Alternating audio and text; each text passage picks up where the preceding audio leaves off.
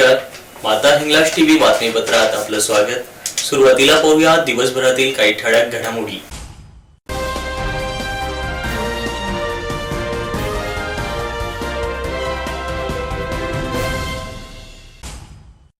Dhule देवपुरातील RTO मिसळ कॅफेवर देवपूर पोलिसांची कारवाई, 8 जोडप्यांची हजेरी। 20 किलोमीटर अंतर पार करता शादेहून निघालेली दिंडी घेणार भगवान द्वारकेश्वराचं दर्शन। गेल्या 2 दिवसांपासून सुरू असलेल्या वादळी वाऱ्यामुळे शेती पिकांचं मोठं नुकसान। भारत सरकारच्या जाहिरातींवर मोदी सरकार उल्लेखामुळे वंचित बहुजन आघाडीतर्फे निषेध। धुळे शहर मतदारसंघात सर्वात जास्त इमारत उभारण्याचा विक्रम आमदार डॉक्टर फारुख शाह यांचा। जुने धुळ्यातील म्हसोबा मंदिर यात्रोत्सवानिमित्त महाप्रसादाचं वाटप। धुळे लोकसभा निवडणूक लढविणार राष्ट्रपती फेम ॲडव्होकेट अशोक पाटील यांची माहिती। धुळ्यात रविवारी 4थे अहिराणी साहित्य संमेलन, पत्रकार परिषदेत प्राध्यापक भगवान पाटील यांची माहिती। धुळे तालुक्यातील ढाटरे गावात श्री नवनाथ बाबा मंदिर यात्रोत्सव उत्साहात संपन्न। धुळे शहराच्या देवपूर परिसरातील स्वामीनारायण मंदिर रोडावरील एका प्रसिद्ध असलेल्या आरटीओ कॅफेच्या वरच्या मजल्यावर तरुण तरुणी एकांतात दिलखुलासपणे अश्लील चाळे करत असल्याची माहिती देवपूर पोलीस ठाण्याचे पोलीस निरीक्षक धनंजय पाटील यांना मिळताच कॅफेवर धाड टाकण्यात आली। यात 8 मुली व 8 मुले आढळून आले।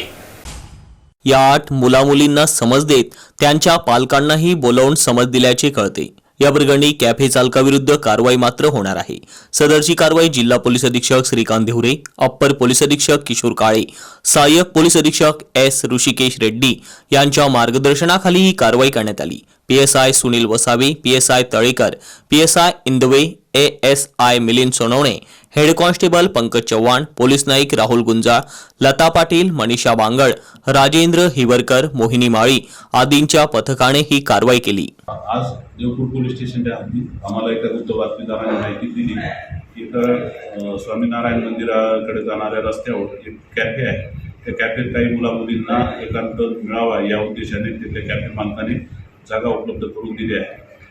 त्या अनुषंगाने आम्ही पोलीस अंमलदार अधिकारी यांच्यासह तपासणी केली त्या कॅफेची। तर तिथे 8 मुलं आणि 8 मुली एकांतात मिळाले। त्यांना विचारपूस करण्याकरता पोलीस स्टेशनला आता बोलवलेलं आहे। त्याचबरोबर कॅफे मालकाचा आणि त्याच्या मॅनेजरचा शोध घेत आहोत आणि त्याच्यावर कायदेशीर कारवाई आम्ही करत आहोत। प्रख्यात भागवताचार्य श्री खगेंद्रजी महाराज यांच्या मार्गदर्शनाने मार्गस्थ झालेली शादा ते द्वारका पायदिंडी अवघ्या 1 दिवसावर द्वारका येथे पोहोचणार आहे। 35 ते 37 दिवसांपासून मार्गस्थ झालेली दिंडी 900 किलोमीटर अंतर लवकरच पार करणार आहे। शिंदखेडा तालुक्यातील शहादा येथील सुप्रसिद्ध भागवताचार्य हरिभक्त परायण श्री खगेंद्रजी महाराज यांच्या मार्गदर्शनाखाली यंदा शहादा ते द्वारका पायदिंडी काढण्यात आली आहे। दिंडीत 42हून अधिक भाविक सहभागी झाले आहेत। दिंडी मार्गस्थ व्हायला 37 दिवस होऊनही आज दिंडीत सहभागी भाविकांमध्ये तेच पहिल्या दिवसाचं उत्साहाचं वातावरण दिसून येत आहे। थंडी, ऊन, त्यात पावसाचं वातावरण, तरी यास फाटा देत भाविक दिंडीत उत्साहाने पुढे जात आहे। द्वारका जाणाऱ्या या दिंडीचं गावोगावी मनोभावे स्वागत करून जेवण व विश्रांतीची सोय करण्यात येत आहे। तर या ठिकाणी भागवताचार्य खगेंद्रजी महाराज यांच्या सुमधुर वाणीतून कथा सांगितली जात आहे। दिंडी द्वारका पोहोचायला 1 दिवस शिल्लक आहे। आज दिंडी राजकोट मधील गुरुगळ या ठिकाणी पोहोचली होती। येथील भाविकांनी दिंडीचं मनोभावे स्वागत केलं। तर भागवताचार्य हरिभक्त परायण खगेंद्रजी महाराज यांनी कथा सांगितली। कथेचा भाविकांनी उत्स्फूर्तपणे लाभ घेतला। एक अनुभव तर येऊन गेला ना, एक अनुभव मग एक जर येऊन गेला तर 2 पण सत्य आहेत। एक जर येऊन गेला तर 2 पण सत्य आहे। अंत में वैकुंठ जा, कुछ न कुछ तो भी है। म्हणून देवाला प्रार्थना करा की ही जी सत्संग कथा आम्ही ऐकतो आहोत, तुझ्या दरवाजात येत आहोत प्रभू, बाकी काय सुधरेल ते मला माहिती नाही, पण निर्वाण अंतिम समय. मला बाकी दुसरं काही नको, अतिवेदना देऊ नको. आता होता कुठे गेला आम्ही डोळे न देखिला. लोकांनी 12 दिवस एवढ्याच गप्पा मारल्या पाहिजे. आवडा ना आवडा, एटला मुठीन गया, एटला बोलीन गया. हा, आणि त्या गप्पांमध्ये आपली वेदना कमी. लोकांनी फोन नको करायला घरच्यांनी. देखो तो दादा तंदाला थे का क्या रे जसे. हा फोन नको यायला. हा फोन असा आला पाहिजे, हावडा 9 वाजे, हावडा बोलीन गया, हावडा और गया. म्हणून लक्ष द्या श्रोतेजनो, निर्वाण सुधारला पाहिजे. निर्वाण अंतिम समय जग चला जाय. म्हणून भगवत कथा ही जी काही सर्व आहे ही याचे परिणाम जरूर होता. फक्त श्रद्धेने त्याला श्रवण करा. ही लीलामृत ही कथा. मग या द्वारिका भूमीमध्ये भगवंताने जी लीला केली श्रोतेजनो, काल आपण पाहिलं सुदामाचं चरित्र.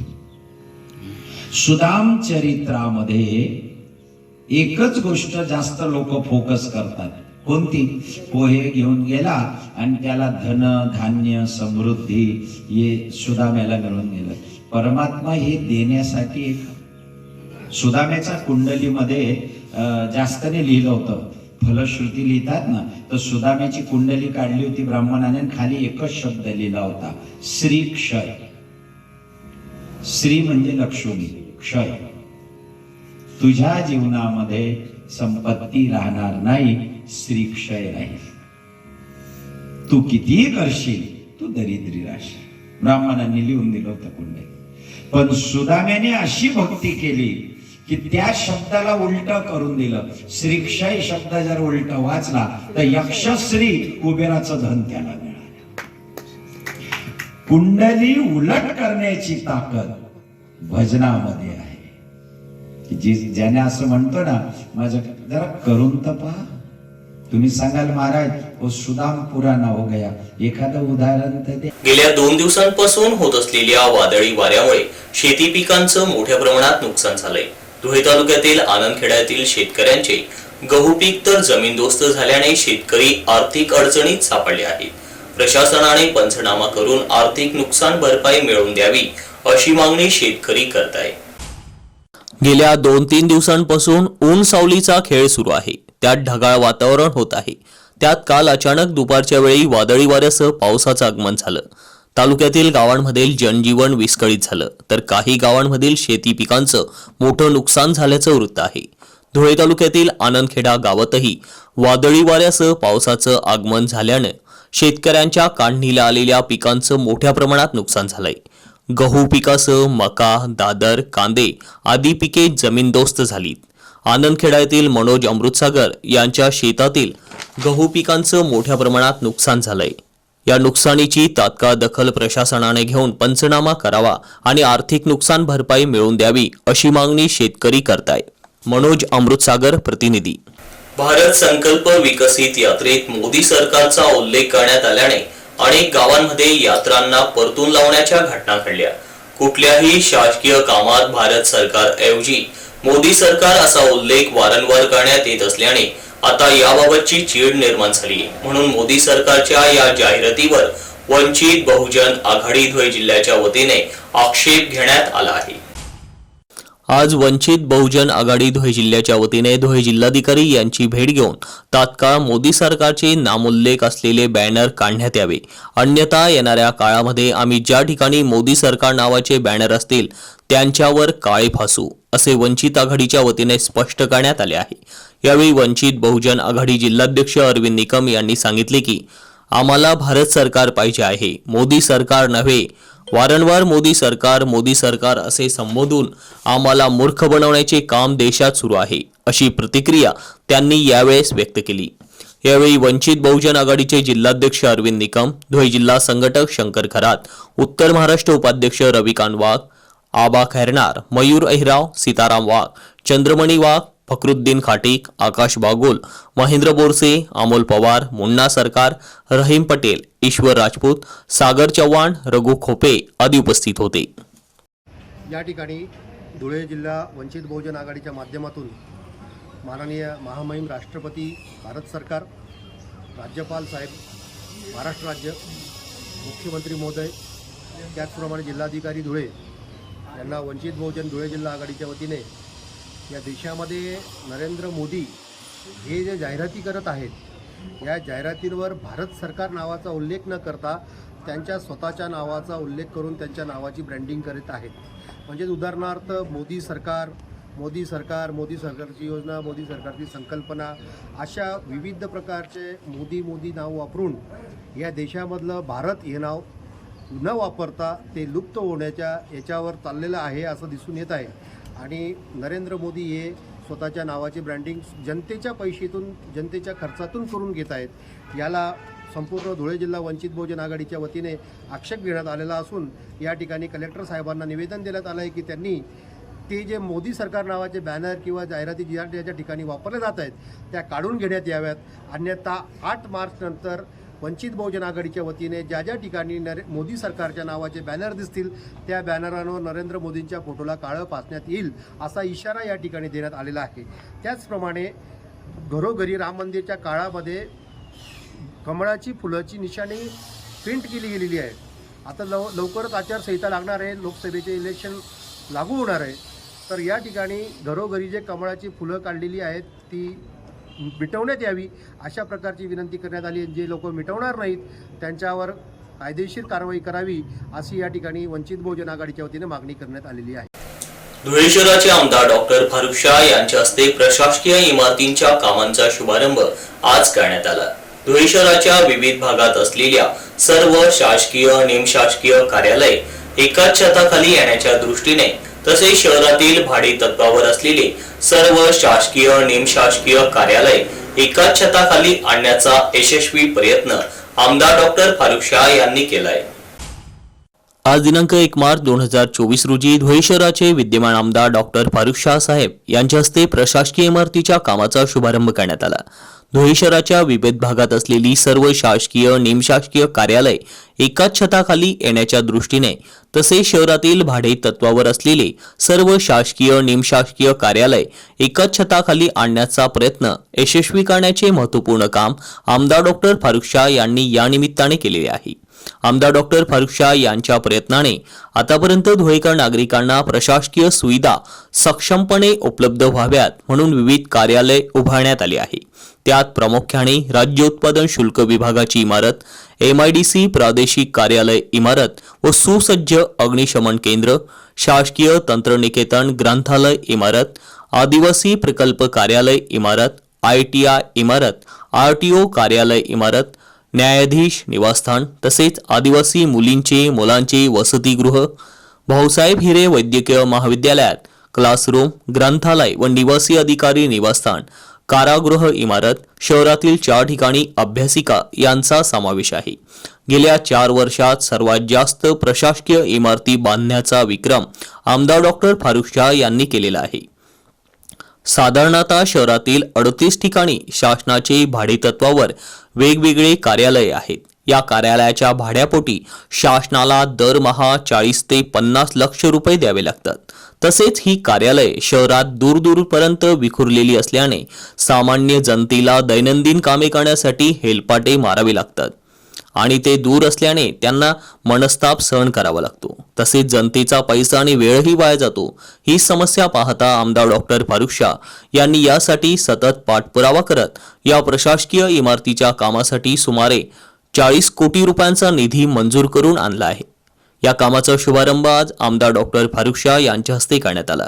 यावेळी आमदार डॉक्टर फारुख शाह यांच्यासोबत सार्वजनिक बांधकाम विभाग कार्यकारी अभियंता RR पाटील, उपअभियंता धर्मेंद्र झालटे, कनिष्ठ अभियंता लोकरे, नासिर पठाण, सईद बेग, डॉक्टर दीपश्री नाईक, युसुफ पापासर, आसिफ शाह, इक्बाल शाह, निजाम सय्यद, प्यारेलाल पिंजारी, डॉक्टर बापूराव पवार, हारून खाटिक, इब्राहिम पठाण, छोटू मच्छीवाले, निसार शाह, जाहिद अन्सारी, इलियास अन्सारी, सौद आलम, सलमान खान, फैजल अन्सारी, गोलू शाह, समीर शाह आदी उपस्थित होते.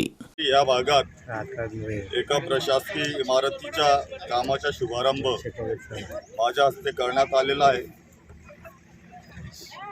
पूर्वी आमच्या निदर्शनास असा आलेला होता की शहरात किमान 63 शासकीय कार्यालय भाड्याच्या जागेवर आहे आणि भाड्याच्या ठिकाणी ते सुरू आहे आणि ते वेगवेगळ्या ठिकाणी असल्या कारणाने खासकर महिला वर्गांना आणि वयोवृद्ध लोकांना आपल्या शासकीय कामासाठी खूप त्यांना त्रास सहन करावा लागत होता.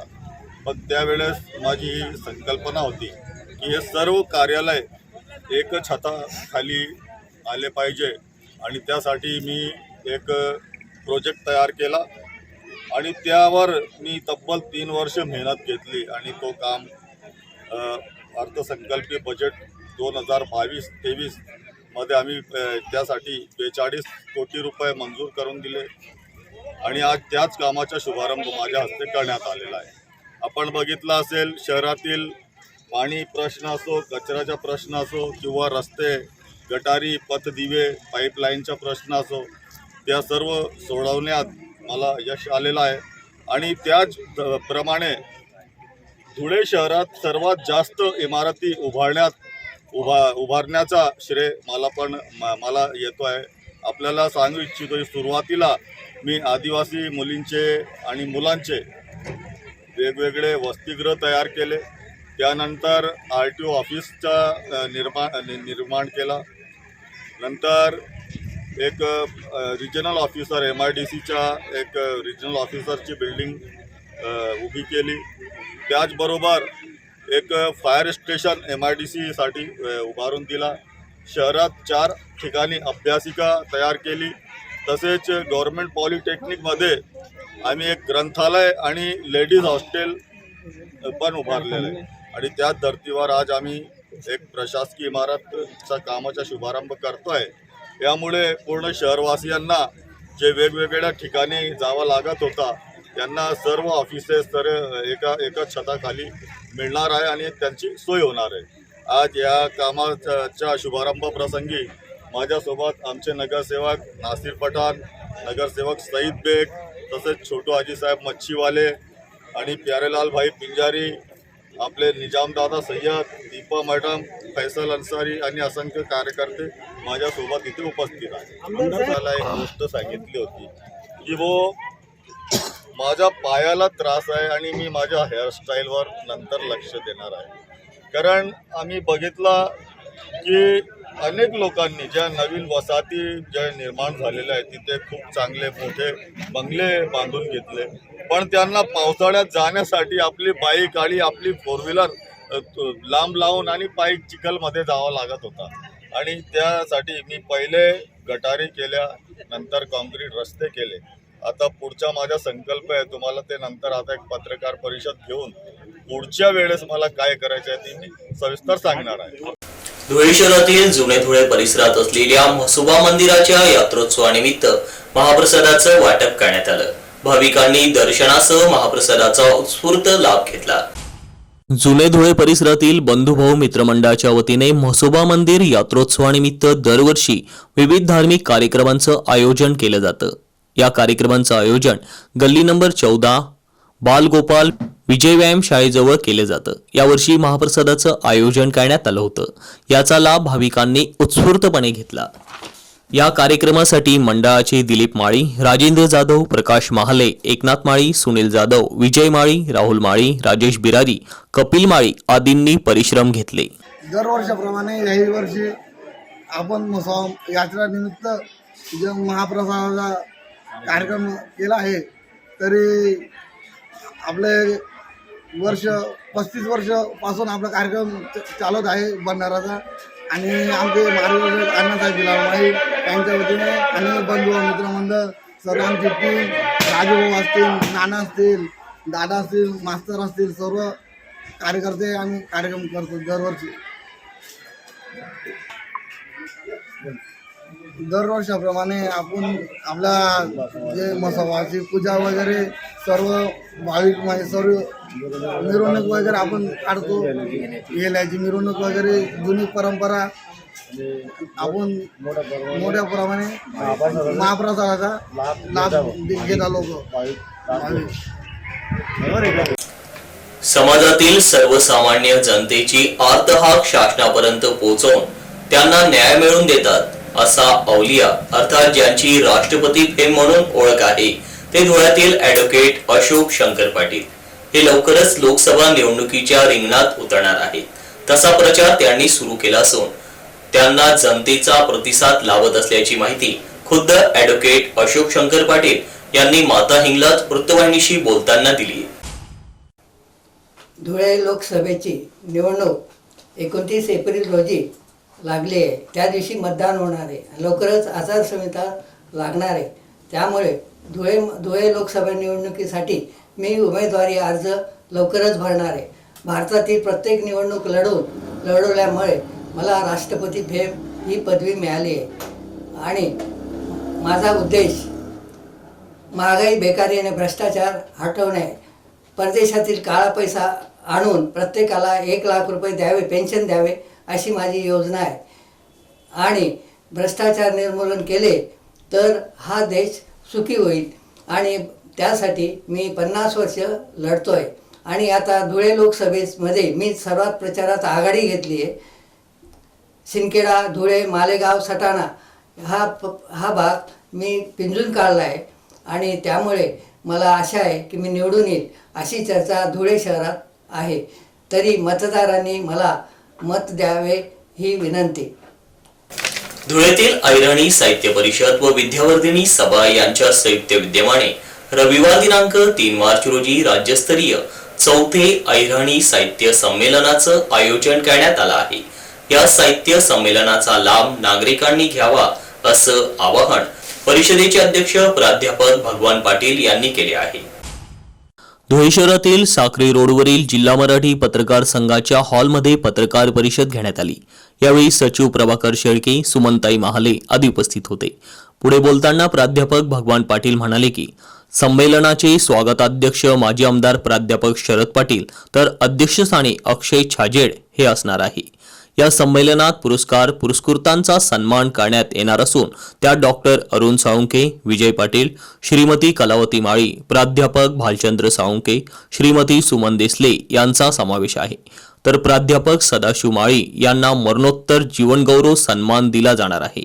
याबरोबरच उत्तर महाराष्ट्र विद्यापीठाचे प्रथम कुलगुरू प्राध्यापक डॉक्टर NK ठाकरे, श्रीमती शकुंतला बोरसे कुंभार यांनाही जीवनगौरव पुरस्कार दिला जाणार आहे.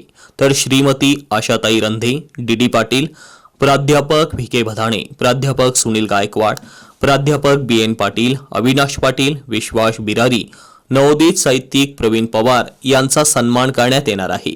संमेलनात विविध विषयांवर चर्चा केली जाईल. तसेच कथाकथन, परिसंवाद, एकपात्री प्रयोग, काव्य संमेलन आयोजित करण्यात आले असल्याचेही त्यांनी सांगितले.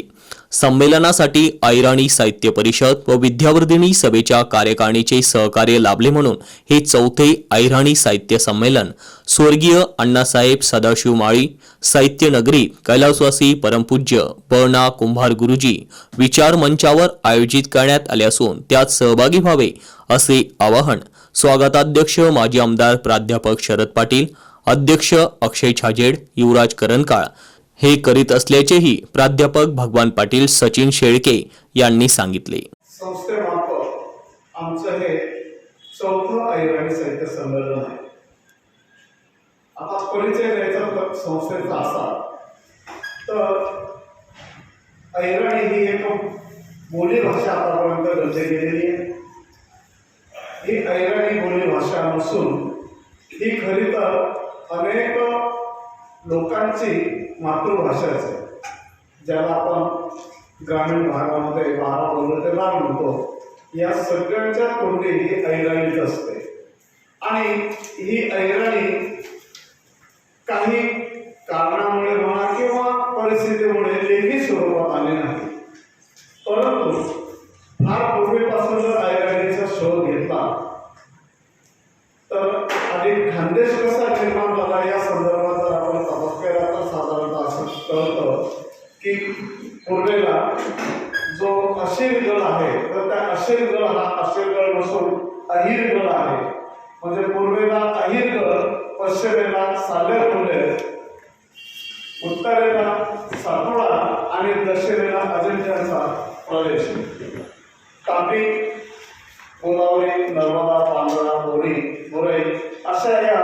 समृद्ध नद्यांमधला हा खंडवन आणि या खंडवनची भाषा अहिर राजा गवळी राजा यांची ही भाषा अहिराणी. धुळे डाडरे येथील ग्रामदैवत श्री नवनाथ बाबा मंदिराचा यात्रोत्सव मोठ्या उत्साहात पार पडला. या निमित्ताने काल काठी मिरवणूक काढण्यात आली होती. ग्रामस्थांनी मोठ्या प्रमाणात दर्शनाचा लाभ घेतला. धुळे तालुक्यातील ढाडरे गावात प्रतिवर्षाप्रमाणे यावर्षी श्री नवनाथ बाबा मंदिराचा यात्रोत्सव मोठ्या भक्तिभावाने साजरा करण्यात आला. या यात्रोत्सवाच्या पार्श्वभूमीवर काल काठी मिरवणूक काढण्यात आली. तसेच यात्रोत्सवाच्या दुसऱ्या दिवशी अर्थात आज भव्य कुस्ती दंगलीचं आयोजन करण्यात आलं होतं. यात्रोत्सवानिमित्त मंदिर परिसरात खेळणी, पाळणी, खाद्यपदार्थांची दुकाने, सौंदर्य प्रसाधने, संसारोपयोगी वस्तूंची दुकाने थाटली होती. तसेच रात्री लोकनाट्य तमाशा मंडळाचं देखील आयोजन करण्यात आलं होतं. प्रारंभी काठी मिरवणुकीत ग्रामस्थांनी ढोल ताशांच्या गजरात एकच ठेका धरला होता. यात्रोत्सवाच्या यशस्वीतेसाठी श्री नवनाथ बाबा भजनी मित्र मंडळ तसेच गावातील प्रतिष्ठित व्यक्ती भास्कर पवार, अशोक माळी, पोलीस पाटील चेतन असोदे, ज्ञानेश्वर पवार, कृष्णा माळी, संजय वाणी, साहेबराव महाजन, बाळू महाजन, दारासिंग महाराज, नामदेव महाराज, भुरा महाराज, बापू चोपदार आदींनी परिश्रम घेतले.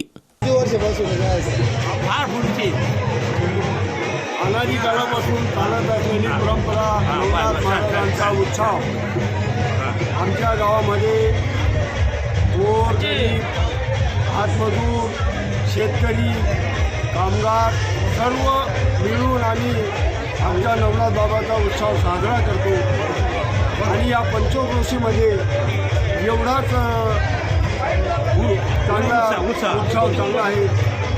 त्याच्यामुळे खूप शांततामध्ये पार पाडतो आणि आम्हाला सर्व तरुण बांधवाचं खूप प्रोत्साहन आहे. आमच्या गावात नाथ महाराजांचं परंपरा यात्रा भरते अनादी काळापासून आणि सर्व बांधव मिळून तिथे हरिजन गिरिजन कुठलाही जाती भेद नाही, कुठलाही जाती भेद नाही, कुठलाही जाती भेद नाही. सगळं मिळून सर्व गावकरी मिळून आम्ही लोकपरिणाम करतो आणि त्याच्यात हा उत्साह पार पडतो. बोला हे माझी धाडरे गावातील रहिवासी गेल्या 150 ते 200 वर्षापूर्वीपासूनच चालू असलेला आमचा धाडरे गावाचा नवनाथ बाबांचा यात्रोत्सव अगदी परंपरागत पद्धतीने सलग सुरू आहे. लोकवर्गणीतनं हा कार्यक्रम घेतला जातो. माघ वद्य पंचमीला काठी मिरवणूक आणि रथ पादुका मिरवणूक यांची केली जाते. या काठीच्या मिरवणुकीत लोकांच्या भावनेने 1 रुपयापासून तर पुढच्या कुठल्याही प्रकारचं अमाऊंट नसलेलं एक भावना या म्हणून या नोटांच्या रूपाने आपल्या काठीला बांधल्या जातात आणि ही परंपरा खूप वर्षापासून चालत आलेली आहे.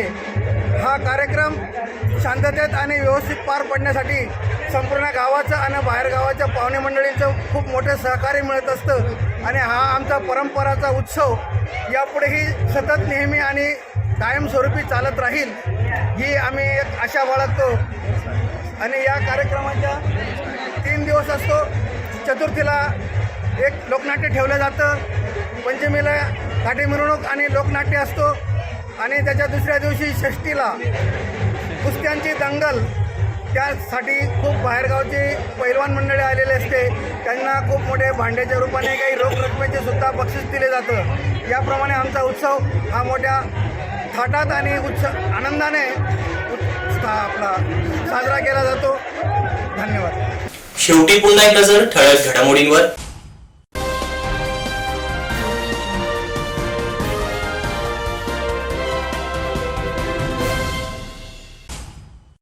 धुळे देवपुरातील RTO मिसळ कॅफेवर देवपूर पोलिसांची कारवाई. 8 जोडप्यांची हजेरी. 20 किलोमीटर अंतर पार करता शादेहून निघालेली दिंडी घेणार भगवान द्वारकेश्वराचं दर्शन. गेल्या 2 दिवसांपासून सुरू असलेल्या वादळी वाऱ्यामुळे शेती पिकांचं मोठं नुकसान. भारत सरकारच्या जाहिरातींवर मोदी सरकार उल्लेखामुळे वंचित बहुजन आघाडीतर्फे निषेध. धुळे शहर मतदारसंघात सर्वात जास्त इमारत उभारण्याचा विक्रम आमदार डॉक्टर फारुख शाह यांचा. जुने धुळ्यातील म्हसोबा मंदिर यात्रोत्सवानिमित्त महाप्रसादाचं वाटप. धुळे लोकसभा निवडणूक लढविणार राष्ट्रपती फेम ॲडव्होकेट अशोक पाटील यांची माहिती. धुळ्यात रविवारी चौथे ऐराणी साहित्य संमेलन. पत्रकार परिषदेत प्राध्यापक भगवान पाटील यांची माहिती. धुळे तालुक्यातील ढाटरे गावात श्री नवनाथ बाबा मंदिर यात्रोत्सव उत्साहात संपन्न. आणि याच बरोबर माझा हिंगलाज टीव्हीचं बातमीपत्र संपलं. पुन्हा भेटूया पुढील बातमीपत्रात. तोपर्यंत पाहत राहा फक्त माता हिंगलाज टीव्ही. जय Hinglaj. Okay sir, thank you very much. Okay.